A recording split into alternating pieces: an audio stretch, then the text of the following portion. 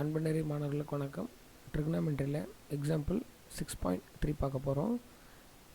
ட்ரிகனாமெண்ட்ரியோட basics உங்களுக்கு மேலே ஐ பட்டனில் கொடுக்குறேன், பார்த்து தெரிஞ்சுக்கோங்க. வாங்க கொஷனுக்கு போகலாம்.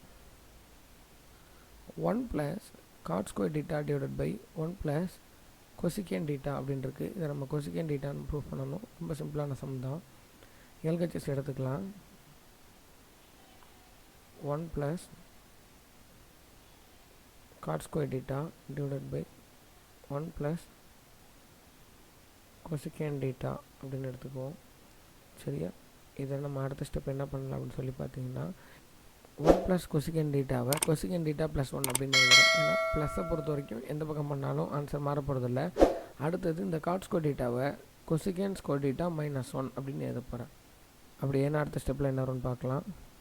1 + cot square thetaவை நான் எப்படி எழுதுறேன்னா cosecant square theta - 1 அப்படின்னு எழுதுறேன். கீழே இருக்கிறத cosecant square theta + 1 அப்படின்னு எழுதுறேன். ஏன்னா 1 + cosecant thetaவும் cosecant theta + 1 என்னதுன்னா சேம் தான். இப்போ மேலே இருக்கிறத பார்க்குறதுக்கு a² - b² ஃபார்முலாவில் இருக்குது. நம்ம அதை மட்டும் பிரித்து போடலாம். அதை பிரித்து போட்டால் இந்த 1 + அப்படியே இருக்கும்.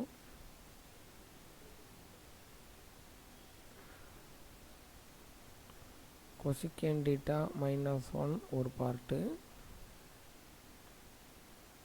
cosecant theta + 1 ஒரு பார்ட்டு. ஆல்ரெடி இங்கே ஒரு cosecant theta + 1 இருக்குது. ஸோ இதுக்கும் நம்ம கேன்சல் பண்ணிடலாம். மீதி என்ன இருக்குன்னு பார்த்தீங்கன்னா 1 + cosecant theta - 1 அப்படின்னு இருக்கும். அப்போ ஆன்சர் வந்து